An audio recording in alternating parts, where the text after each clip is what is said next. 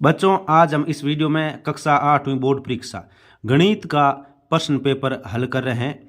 ये नमूना प्रश्न पत्र आप अच्छी तरह से देखें, इसके प्रत्येक प्रश्न को अच्छी तरह से समझें ताकि आपके बोर्ड एग्जाम में अच्छे अंक प्राप्त हो। पूरा पेपर देखिए, एक एक प्रश्न को हम समझाएंगे, आपको समझना जरूरी है, लास्ट तक बने रहे।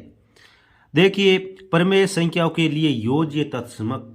योज्य तत्समक का अर्थ होता है कि कोई भी संख्या है उसमें ऐसा अंक या ऐसा संख्या जोड़ें जिससे कि उसमें कोई अंतर नहीं आए। जैसे एक है तो एक में कुछ जोड़ा जाए तो वापस उत्तर एक आए, तो ऐसा क्या हो सकता है, तो वो जीरो हो सकता है। यानी कोई भी संख्या में जीरो जोड़ेंगे तो उत्तर क्या आएगा, वापस वही संख्या आएगी। तो ये योज्य तत्समक जीरो होगा, वह इसका उत्तर होगा।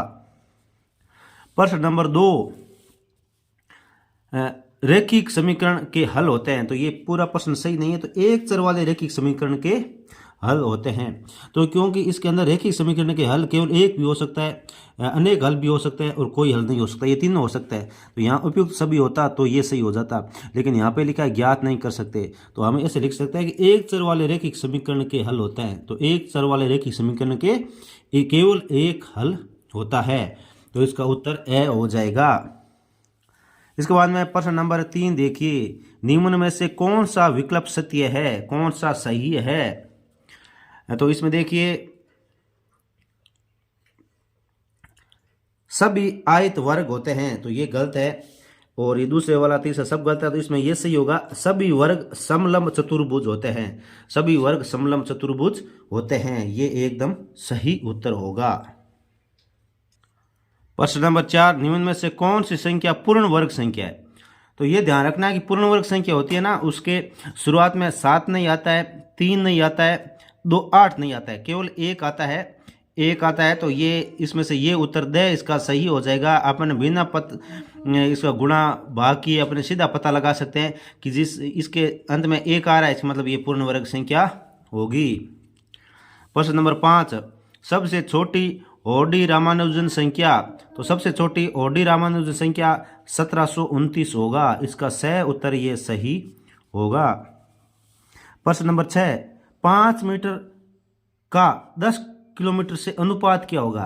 तो 5 मीटर का, तो इसमें समझ ऐसा कर सकते हैं, जैसे 5 मीटर है और ये जो 10 किलोमीटर है इसको भी मीटर में चेंज करेंगे, तो इसके आगे 3 जीरो लग जाएंगे।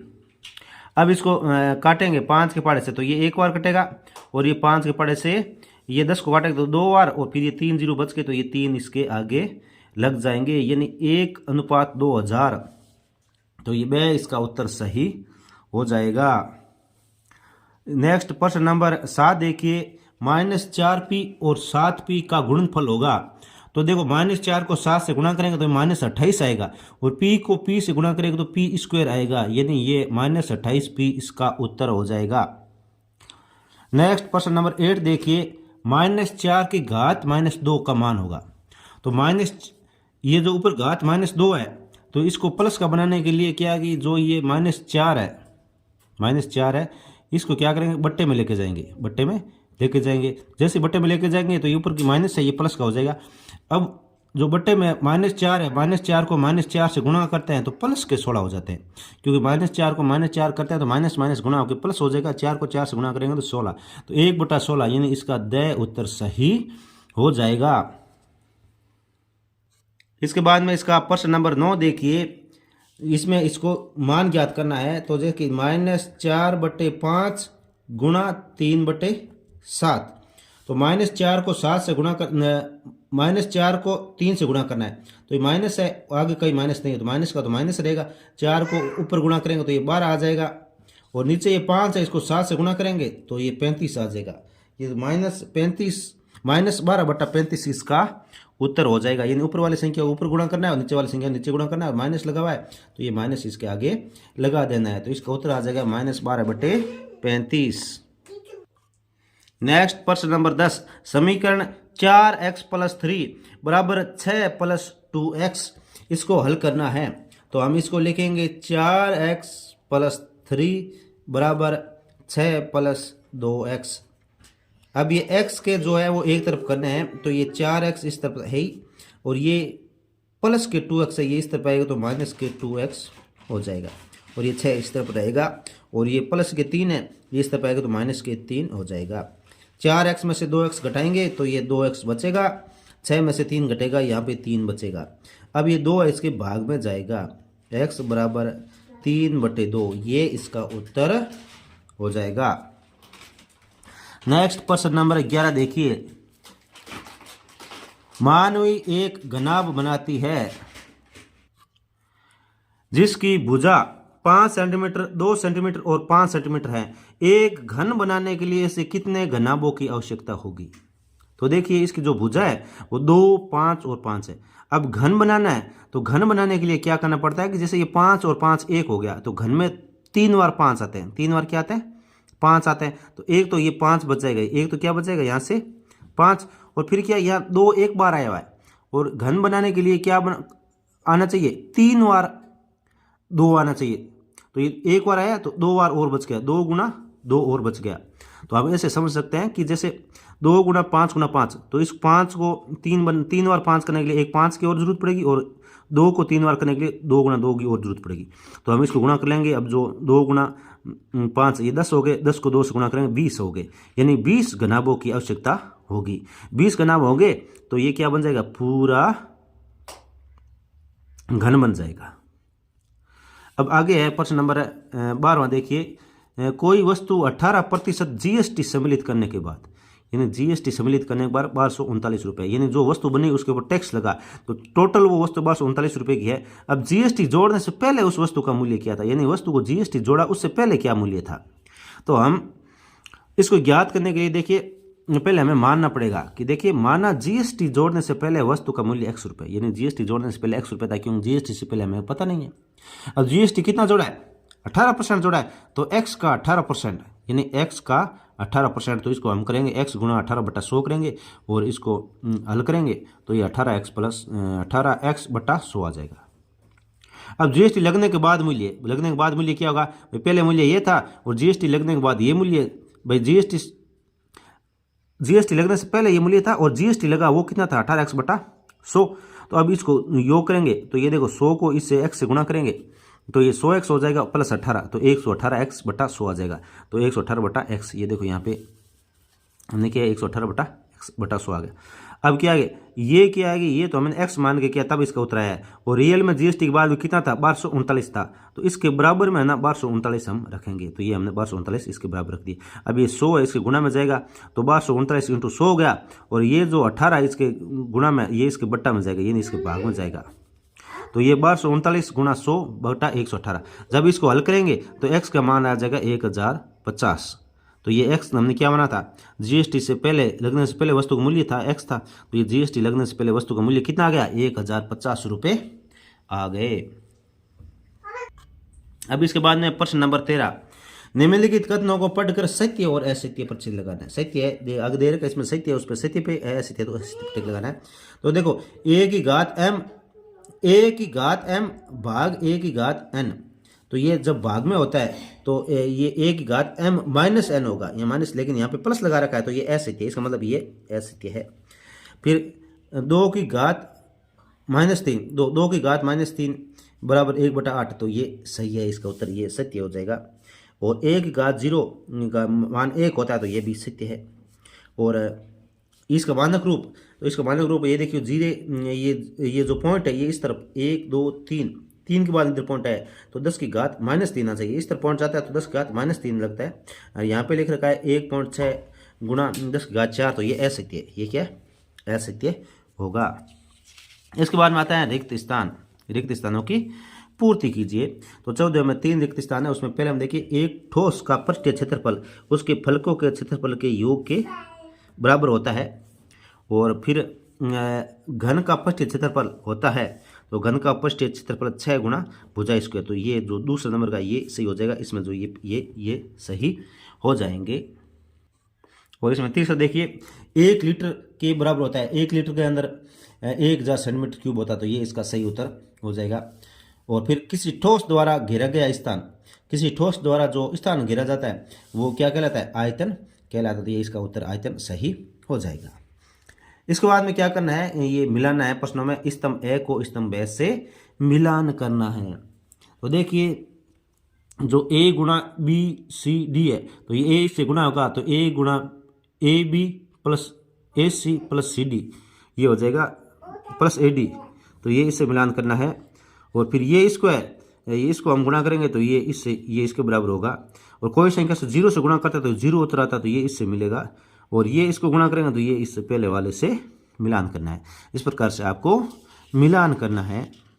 अब जो प्रश्न नंबर 16 है वो देखिए, बहुत ही शानदार प्रश्न है कि एक निर्माता कंपनी की विभिन्न वर्षों में की गई बिक्री निम्न आलेख द्वारा दर्शाई गई है। यानी एक कंपनी है और विभिन्न आलेख है, इसमें ये दर्शाया गया है। ये क्लियर नहीं था तो हमने इसको क्लियर किया। देखिए ये आपके किताब का ही प्रश्न है।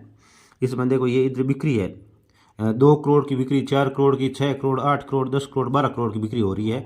ये 2012 में कितनी हो रही है? 4 करोड़। 2013 में कितनी हो रही है? 8 के बराबर। ये कितना है? 7 के बराबर है। 6 यहाँ 7 यहाँ 8 आता है, तो ये 7 के बराबर है, तो 7 करोड़। और फिर 2014 में कितनी हो रही है? 6 के सीध में, तो 6 करोड़। और फिर 2015 में ये देखो, ये 10 के सीध में, तो ये 10 करोड़। और 2016 में कितनी हो रही है? ये इस 8 के सीध में, तो 8 करोड़ हो रही है। यानी ये अलग अलग करोड़ की कमाई हो रही है। तो इसमें प्रश्न आगे पूछा है कि वर्ष 2012 में बिक्री कितनी हुई थी? 2012 में कितनी बिक्री हुई थी? तो 2012 में देखिए 4 करोड़ की। 2012 में कितनी है? 4 करोड़ की बिक्री हुई थी। तो 2012 में 4 करोड़ की। इसके आगे इसमें देखिए प्रश्न, तो यहाँ देखिए 2012 में कितनी हुई थी? 4 करोड़ की कमाई।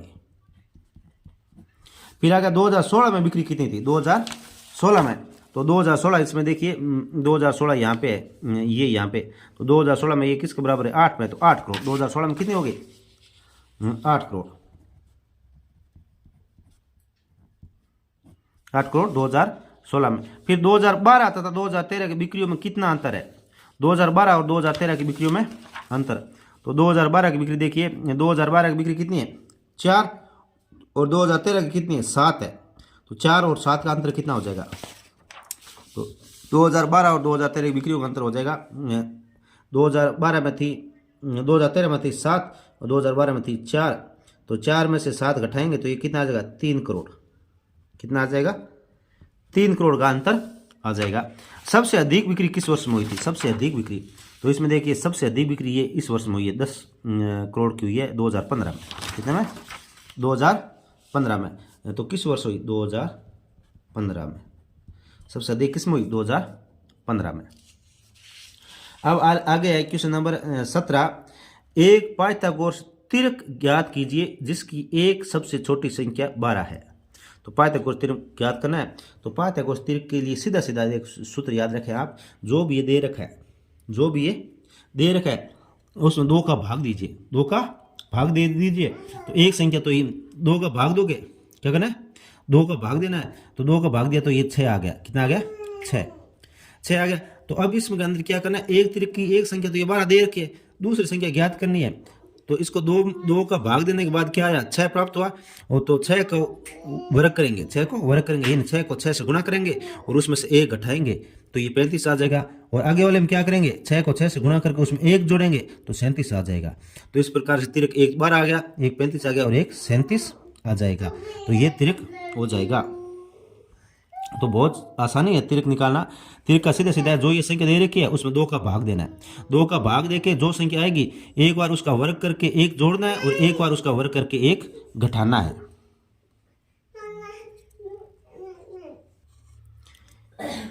एक टीवी 21,000 में खरीदा गया।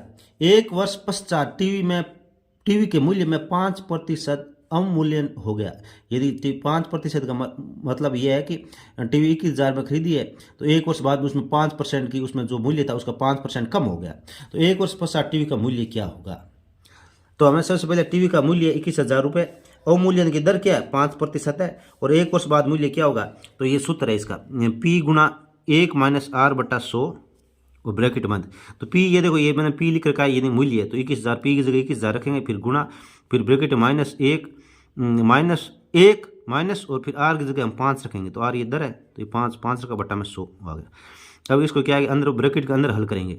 तो 100 को 1 से गुणा किया तो कितना आ गया? 100 में से 5 घट गया 95, तो ये 95 बटा 100 आएगा और बाहर 21,000 आ गया। तो इसको ब्रैकेट को हटाएंगे, 21,000 गुणा 95 बटा 100। अब क्या करेंगे? 5 के पहाड़े से काटेंगे, इसको 5 के पहाड़े से काटे तो 19 आ गया, इसको 5 के पहाड़े से काटने पर 20 आ गया। कितना आ जाएगा? 20। अब 21,000 में 20 का भाग देंगे तो ये 1050 आएगा, और 1050 को इस 19 से गुणा करेंगे तो ये आ जाएगा 19,950 रुपये।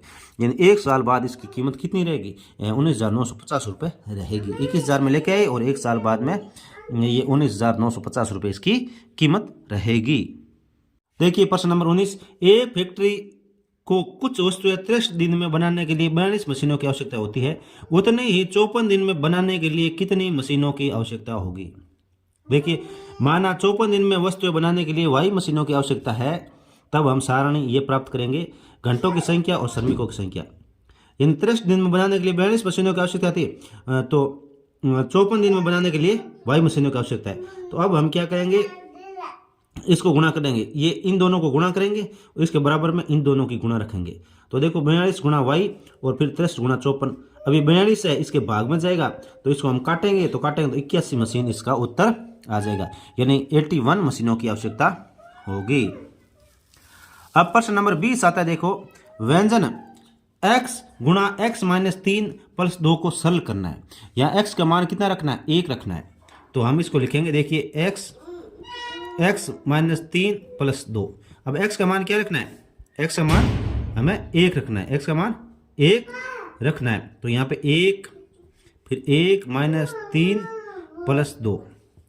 अब ये 1 इसके गुणा में 3 में से 1 में से माइनस 3, 1 में से 3 घटाएंगे तो ये -2 बचेंगे। क्या बचेंगे? -2 प्लस 2। -2 को 1 से गुणा करेंगे तो ये -2 आएगा, और ये 2 का 2 में से 2 प्लस के 2 माइनस के तो ये घट के क्या हो जाएगा? 0 आ जाएगा। इसका मान क्या आ जाएगा? 0 आ जाएगा। अब इसका नेक्स्ट देखिए प्रश्न नंबर 21। एक भवन में 22 बेलनाकार खंभे हैं, प्रत्येक खंभे की त्रिज्या 21 सेंटीमीटर और ऊंचाई 6 मीटर है। 8 रुपये प्रति वर्ग मीटर की दर से सभी खंभों के वक्र पृष्ठीय क्षेत्रफल पर पेंट कराने का व्यय ज्ञात कीजिए। पेंट कराना मतलब रंग करवाना है, रंग रोगन करवाना है उस पर। तो इसका तो देखो, भवन में कुल खंभे कितने हैं? 22। बेलनाकार खंभे की त्रिज्या कितनी है? 21 सेंटीमीटर है। तो हम क्या करेंगे, इस सेंटीमीटर को मीटर में चेंज करेंगे, क्योंकि इसका जो क्षेत्रफल है वो जो रुपये पूछ रहा है वो मीटर में पूछ रहा है, और इस बेलनाकार, तो इसलिए हम इसको सभी को मीटर में, और इसकी ऊंचाई भी मीटर में दे रखा है। तो देखो, पहले इसकी त्रिज्या कितनी है? 21 सेंटीमीटर। तो 21 सेंटीमीटर को हम मीटर में चेंज करेंगे तो ये 100 का भाग देंगे, तो 100 का भाग देंगे तो 0.21 यानी 0.21 मीटर आएगा। फिर ऊंचाई कितनी है? 6 मीटर दे रखी है। तो बेलनाकार खंभे का वक्र पृष्ठीय क्षेत्रफल, यानी एक खंभे का वक्र पृष्ठीय क्षेत्रफल निकाल रहे हैं पहले। तो वक्र पृष्ठीय क्षेत्रफल का सूत्र 2πRh, यानी जो बेलनाकार खंभा है तो उसका 2πRh होता है। तो 2 गुणा पाई के मान 22/7 और r ये देखो त्रिज्या थी इसको, तो 0.21 गुणा h यानी ऊंचाई 6 है तो 6 रखा। इसको हमने गुणा किया तो ये आ गया 7.92 मीटर स्क्वायर। अब क्या ये एक खंभे का है तो टोटल 22 है, तो 22 से इसको गुणा कर दिया। तो 22 को इसका गुणा करेंगे तो ये 174.24 मीटर स्क्वायर आएगा। फिर इसमें क्या करा कि 1 मीटर स्क्वायर का खर्चा है 8 रुपये, तो ये 174.24 मीटर स्क्वायर का कितना खर्चा आएगा? तो इसको हम 174.24 को 8 से गुणा करेंगे तो ये 1393.92 रुपये आ जाएगा, यानी 1393.92 बोल सकते हो। ये नहीं तो अपना सीधा सही उत्तर यही होता है कि 1393.9292 रुपये होगा।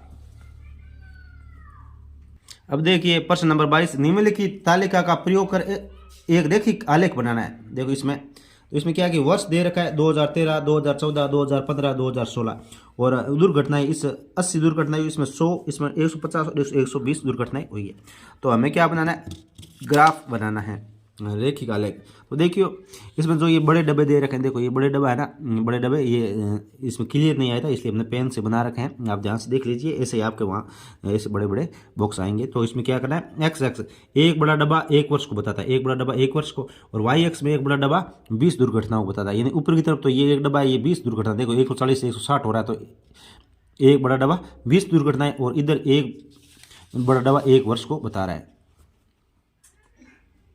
तो इसमें हमने इस तरफ देखो एक्स एक्स लिया और ऊपर की तरफ वाई एक्स इस प्रकार से बनाना है।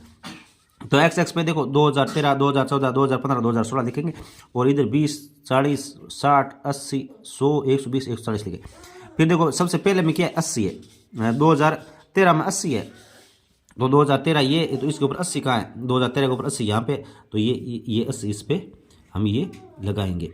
और फिर ये इसके ऊपर लगाना है, थोड़ा सा ये टोटेड आ गया, तो ये इसके ऊपर रहेगा, ये यहाँ पे है इसका, ये रहेगा। फिर 2014 में कितनी है, 100 है, तो 2014 में ये 100 देखिए यहाँ पे। फिर 2015 में कितनी है, 150 है, तो ये 140 और 160 के बीच में यहाँ 50 होगा, तो ये 150 यहाँ पे का। और 2016 में कितनी है, 120 है, तो ये 120 यहाँ पे लगाएंगे। तो इस प्रकार से आपको इसका एक रेखी आलेख बनाना है। अब जो ये आगे वाला प्रश्न देखिए, खेल दिवस के दिन एक किसी दुकान में हुई विभिन्न वस्तुओं की बिक्री रुपए में दी गई है कि खेल दिवस था उस दिन, देखो दुकान में क्रिकेट बैट 32 रुपये के बिके, फुटबॉल 800 रुपये की बिक गई, वॉलीबॉल 1600 रुपये के बिके, और गेंद 1200 रुपये की बिक गई, और अन्य सामान 400 रुपये के बिके, यानी कुल 7200 की कमाई हो गई। तो इसका क्या बनाना है, पाई चार्ट बनाना है। क्या बनाना है, पाई चार्ट। तो पाई चार्ट बनाने के लिए हमें सबसे पहले क्या करना पड़ेगा, देखो इसमें लिखा है पाई चार्ट बनाना है। तो पाई चार्ट बनाने के लिए सबसे पहले हमें इसका कोण कितने डिग्री का, प्रत्येक है ना, ये कितने डिग्री का कोण बना रहे हैं। तो इसके लिए हमें क्या करना पड़ता है कि जैसे ये 3200 दे रखा है और ये इसका टोटल दे रखा है 7200, तो हमें पहले इसका कोण पता करने के लिए 3200 में 7200 का भाग देंगे और फिर उसको 360 से गुणा कर देंगे, क्योंकि 360 डिग्री कोण होता है, पूरा जो वर्त होता है उसका 360 डिग्री होता है। इसलिए क्या करेंगे, ये है ना जो 3200 दे रखा है इसमें ये टोटल है उसका भाग देंगे और फिर जो उत्तर आएगा उसको 360 से गुणा करेंगे, तो ये 160 आ जाएगा, यानी 160 डिग्री कोण बनेगा ये पहले वाला। फिर दूसरे वाला 800, तो 800 में हम 7200 का भाग देंगे कुल का और 360 से गुणा करेंगे तो ये 40 डिग्री आ जाएगा। इसी प्रकार 1600 में 7200 का भाग देंगे और 360 से गुणा करेंगे तो ये 80 डिग्री आ जाएगा। इसी प्रकार 1200 में 7200 का भाग देंगे, 360 से गुणा करेंगे तो ये 60 डिग्री आ जाएगा। और फिर इसी प्रकार 400 में 7200 यानी 7200 का भाग देंगे और 360 से गुणा करेंगे तो ये 20 डिग्री आ जाएगा। तो इस प्रकार 160 डिग्री ये क्या है, क्रिकेट बैट, और फुटबॉल 40 डिग्री, वॉलीबॉल 80 डिग्री, गेंद 60 डिग्री और अन्य 20 डिग्री कोण बना रहे हैं। तो हमें 300, ये टोटल 360 कोण हो रहे हैं, देखो 160 40 इनको जोड़ेंगे तो इसके हमें एक पाई चार्ट बनाना है। तो ये देखिए पाई चार्ट इस प्रकार से बना देना है। तो क्रिकेट बैट वाले ये 160 डिग्री बना रहे हैं, वॉलीबॉल वाले 80 डिग्री बना रहे हैं, और गेंद वाले 60 डिग्री, और फुटबॉल से जो रुपये आए वो 40 डिग्री और अन्य आए 20 डिग्री। तो इस प्रकार से हमें ये एक पाई चार्ट बना देना है। अच्छी तरह से बनाएं, वीडियो को ज़्यादा से ज़्यादा बच्चों के साथ शेयर जरूर करें, फेसबुक, व्हाट्सएप, इंस्टाग्राम। हम लगातार इस पेपर को हल कर रहे हैं। देखिए इसका नेक्स्ट क्वेश्चन। अब जो ये प्रश्न नंबर 24 है, 23 में भी 2 प्रश्न थे, अथवा में थे, तो एक प्रश्न हमने हल करवाया। इसी प्रकार 24 है, उसमें भी 2 प्रश्न है। देखिए किसी समांतर चतुर्भुज में 2 आसन कोणों का माप बराबर है, समांतर चतुर्भुज के सभी कोणों का माप ज्ञात कीजिए। और इसके अथवा में आकृति HELP एक समांतर चतुर्भुज है, यानी ये जो आकृति है एक समांतर चतुर्भुज है, इसमें OE 4 सेंटीमीटर है, यानी OE ये 4 सेंटीमीटर है, और HLPE से 5 सेंटीमीटर अधिक है। यानी HL ये है ना, ये इससे है ना 5 सेंटीमीटर अधिक है, यानी इससे है ना इसका जो लंबाई उससे भी 5 सेंटीमीटर अधिक है। तो OH ज्ञात कीजिए। तो OH यानी ये ज्ञात करनी है। तो अब हमें पता होना चाहिए कि समांतर चतुर्भुज होता है ना, उसमें हमेशा ये जो यहाँ काटते हैं ना, तो ये इसके बराबर होती है और ये इसके बराबर होती है, यानी समद्विभाजित करते हैं एक दूसरे को। तो अब ये 4 सेंटीमीटर है, तो ये टोटल है ना, ये 4 है, तो इसका मतलब ये भी 4 है, तो ये टोटल 8 हो गई। ये टोटल कितनी हो जाएगी, 8 हो जाएगी। अब इसमें क्या है, ये जो है 5 अधिक है, तो 8 और 5 ये 13 हो जाएगी, यानी ये पूरी 13 हो गई। अब ये इसके आधे की, यानी OH इसकी लंबाई पूछ रहा है, तो इसके 13 का आधा कितना होगा, 6.5 हो जाएगा, 6.5। तो देखिए हल करने का तरीका, यदि OE 4 सेंटीमीटर है, OE यानी ये 4 सेंटीमीटर है, तो तब OP, इसका मतलब OP भी 4 सेंटीमीटर होगी। तो इस प्रकार क्या समांतर चतुर्भुज के विकर्ण समद्विभाजित होंगे। अब क्या है PE, यानी ये PE टोटल कितना होगा, ये इसका और इसका योग होगा, तो हमने इसका योग किया, 4 + 4 8 सेंटीमीटर, ये 4 होगा। अब ये क्या है, ये से 5 अधिक है, तो HLPE से 5 अधिक है, तो इसका मतलब HL कितना हो गया, 8 में 5 जोड़ेंगे 13 हो गया। अब OH ये पूरे का आधा है, तो 1/2 × 13, यानी 13 में 2 का भाग दिया, तो ये 6.5 सेंटीमीटर इसका उत्तर हो जाएगा। अब इसके बाद में नेक्स्ट देखिए क्वेश्चन नंबर 25। इसमें क्या करना है, इसमें भी 2 प्रश्न दे रखे हैं, तो इसमें क्या करना है आपको, इनका खंडों का व्यंजनों का गुणनखंड करना है। तो देखिए x² + 7x + 12 दे रखा है, इसका गुणनखंड करना है। तो इसके लिए हमें सबसे पहले क्या करना है, ये बीच वाला इसके 2 टुकड़े करने पड़ते हैं, और इसके 2 टुकड़े इस प्रकार से करना है कि जो ये लास्ट वाला है इसके गुणा करें तो इसके बराबर आए और जोड़े तो वापस 7 आए। तो देखिए हमने 7 के 2 टुकड़े किए, x square 4x plus 3x plus 12 ये किया। अब इसमें से क्या है, इसमें से x कॉमन ले लेंगे, ये तो x बार आ गया, ये x हमने कॉमन लिया है इसमें से, तो यहाँ पे x स्क्वायर था तो एक स्क्वायर x बार आ गया तो यहाँ x बचेगा, केवल x बचेगा, और यहाँ 4x था तो इसमें x बार आ गया तो यहाँ 4 बचेगा, तो x गुना x प्लस 4, और इसमें से 3 हम कॉमन ले लेंगे क्योंकि जो यहाँ या वो यहाँ आना चाहिए, तो इसमें से हम 3 कॉमन लेंगे, तो 3 इसमें से कॉमन ले तो यहाँ बचा x, और यहाँ 12 में से 3 कॉमन ले तो यहाँ बचा 4। तो अब देखिए x प्लस 4 होगा। अब इसको कॉमन ले लेंगे, x प्लस 4 को कॉमन लिया तो यहाँ पे बच गया x और यहाँ पे बच गया 3, तो x प्लस 4 और x प्लस 3 ये इसका गुणनखंड हो जाएगा। और इसी प्रकार इसमें गुणनखंड करना है सेम टू सेम, और इसी प्रकार ये लास्ट वाला है इसमें गुणनखंड करना है, तो ये गुणनखंड होते जाएंगे अच्छी तरह से। ये सरल था, इसके अंदर y की घात 4 माइनस 16, तो हमें यहाँ पे ये सूत्र लगाया जैसे a square minus B square होता है, तो इसके बराबर होता है a माइनस बी और a प्लस बी होता है। तो हमें 4 था तो इसमें स्क्वायर के रूप में चेंज कर दिया, तो हम इसको स्क्वायर के रूप में ऐसे चेंज किया, जैसे ये y स्क्वायर है तो y का 2 की घात स्क्वायर और 16 को हम लिख सकते हैं 2 का स्क्वायर उसकी स्क्वायर, ऐसे करेंगे, फिर इसको हल करेंगे आगे तो ये हल होता जाएगा। इसी प्रकार ये जो ऊपर वाले ये दोनों हल के, इसी प्रकार ये इसमें इस प्रकार इसको हल करेंगे। अच्छी तरह से इनको देख लीजिए, अच्छी तरह से याद करें। इसके अथवा में वो भी मैं आपको बता देता हूँ ताकि आप इन्हें हल करें और अपने नोटबुक में लिखें।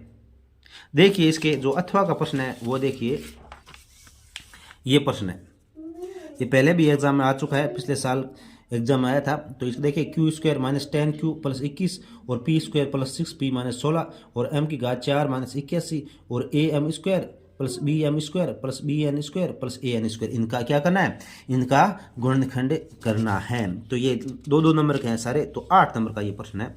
तो देख लीजिए इसको अच्छी तरह से और इनको नोट कर लीजिए ताकि आपके बोर्ड एग्जाम में अच्छे अंक आए। तो इसको देख लीजिए, इसको नोट कर लीजिए, और फिर इसका तीसरा देख लीजिए, और फिर इसका चौथा देख लीजिए।